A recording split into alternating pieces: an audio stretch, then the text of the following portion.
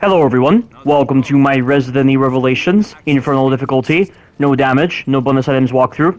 This is episode 10, Tangle Webs, and as of right now, I have fully recorded the entire game. All I have to do now is the commentary. And also, for this particular episode, I have put in whatever edits I could to make this video shorter than the episode's actual length, in order to make it a lot more digestible for this walkthrough. And for this part right here, you can choose to go to the promenade deck, or you can go this way, but don't go to the promenade deck. There's way too many hunters, and the combat just isn't the best.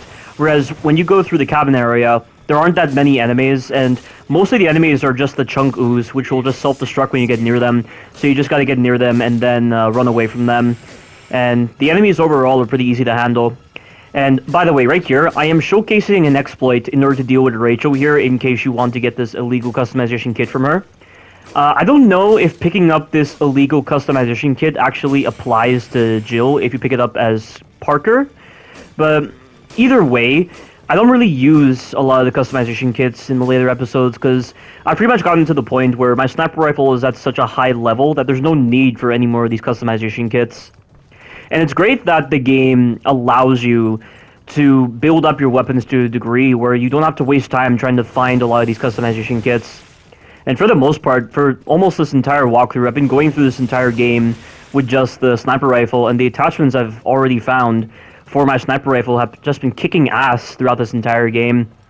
So it's interesting how the weapon diversity that's embraced in Resident Evil Revelations is almost made negligible by the fact that the sniper rifle is so powerful, and the way the ammunition is handled, you can just keep one weapon in your inventory and just get nothing but that particular ammunition type, and you know, like, the enemies are going to die very fast from your damage 7 sniper rifle, and it's good because that's how a weapon should be in a survival horror game. You have to actually appreciate your weapons a lot more when you have less ammo but really good capabilities with your weapons in survival horror games, and this game does it wonderfully.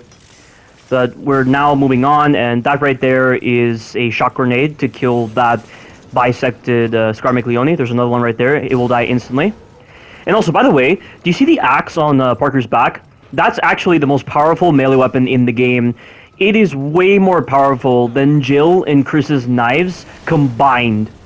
Like, if you need a good idea as to how much damage the axe does, you've already seen it with Rachel. Like, Rachel has so much life on this game, almost disproportionate to what I've been encountering with the bosses.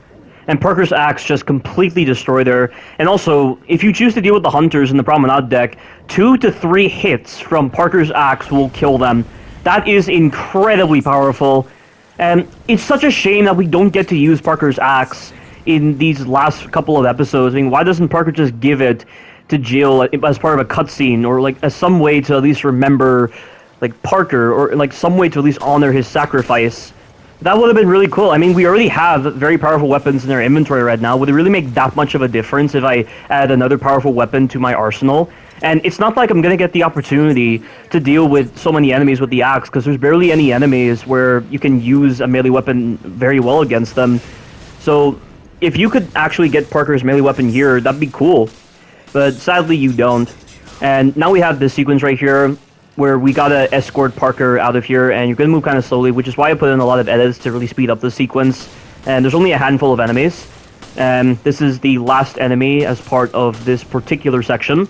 And then we're going to transition back to playing as Jill and using the sniper rifle. And this is a time sequence, but compared to the other time sequences of Resident Evil Revelations, this one's the most lenient. That being said, though, the checkpoint can still fuck you over if you choose to restart. And also, this explosive canister right here is broken. There's going to be a Scar McLeone. Oh, by the way, before that point, you can shoot this one tricorn news at a distance before spawning in the Scar McLeone. But this Scar McLeone will always do a pre-programmed charge attack against you. It never gets stunned by the explosive canister, and sometimes it does. It's so broken. Why would they put that explosive canister there? Like, it's almost like it's set up in a way where it's going to stop the Scar McLeone's charge attack. So if they're setting it up like that, then it means they must have tested this, surely. But it doesn't work. So instead, just aim for his head with your sniper rifle, because his charge attack's kind of slow, and try to stun him to the best of your ability. That's how you're going to approach that sequence. And it's just so pathetic in its design. And now that that's done, we're just going to keep going onward. Don't worry about this wall blister and the other enemy that spawns. Just run past them and get up this ladder. and there's going to be a Scarmiglione that will spawn right in front of you, but you cannot simply get to the ladder because Chris somehow teleports close to you, and he gets on the ladder, and he blocks the detection on the ladder. So the game is forcing you to dodge the Scarmiglione, which is perfectly fine because you're close to the Scarmiglione, so it's not going to be that big of a deal. Now, right here, the game is actually giving you the ability to hit these barrels before actually starting the sequence where you're forced to run, which is really good design. But there is a third set of barrels that you can't seem to shoot, and they appear near the end of this running sequence. So getting those barrels out of the way is very handy because dodging them can be almost impossible at times. The way they bounce around the sides of the ship makes no sense. It randomizes each time. So getting that out of the way is really good. And that's the kind of Resident Evil design I like. But it's such a shame it's only reserved for a small section like that where it doesn't really feel like it has as much impact compared to some really cool way you can get rid of like multiple groups of enemies or one particular boss.